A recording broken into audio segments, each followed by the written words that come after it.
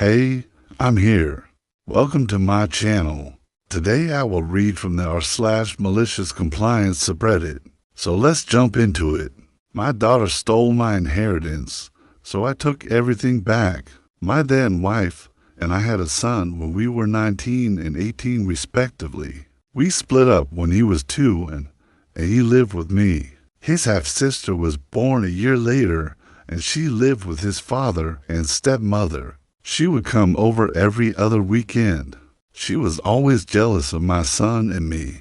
She would say things like, "You're just lucky that mom loves you more than me. When dad gets remarried, you'll be all alone." And sure enough, they got married when she was 6 and he was 8.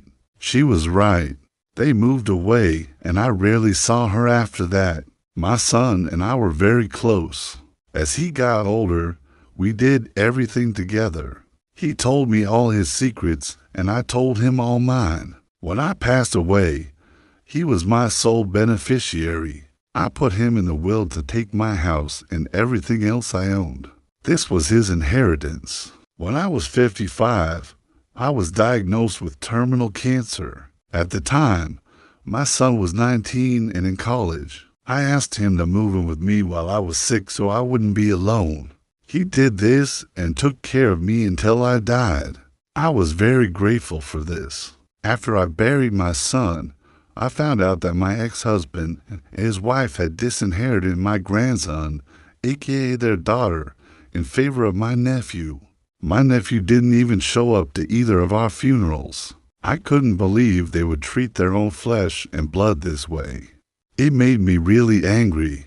I called my granddaughter and told her what happened. She was devastated. To cheer her up, I told her that since her father and stepmother weren't going to take care of her, I would. I told her that she was my only family now and that she would always have me. I gave her power of attorney so I could help her financially.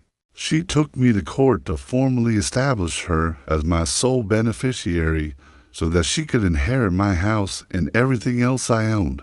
I also paid off her student loans and bought her a new car. She thanked me profusely and promised to never leave me alone in a nursing home like her father did to me. I knew I had done the right thing. Fast forward a few years. My health was failing and I needed to go to a nursing home. Before I went in, I had my lawyer change my will so that my house and everything else I owned would go to my granddaughter. Then I went into the nursing home. One day my granddaughter came to visit. She told me that her father had taken her to court because I changed my will. He wanted to know why I left her nothing in my will. My granddaughter told him that I had left her everything because he and his wife had disinherited her. He didn't believe her. But the court documents proved her right. He tried to bribe her to change her testimony, but she wouldn't. So he had to tell the truth in court.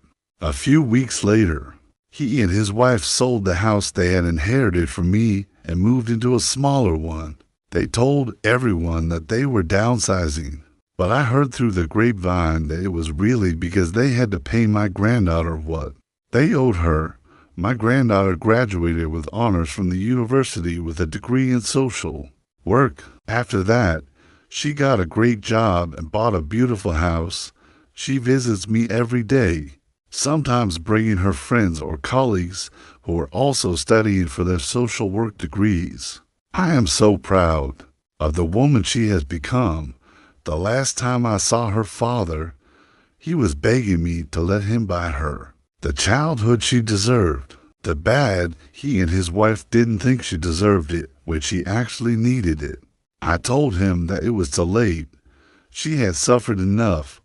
Downsizing is good for the soul. Let her enjoy her money. She earned it. That was today's malicious compliance.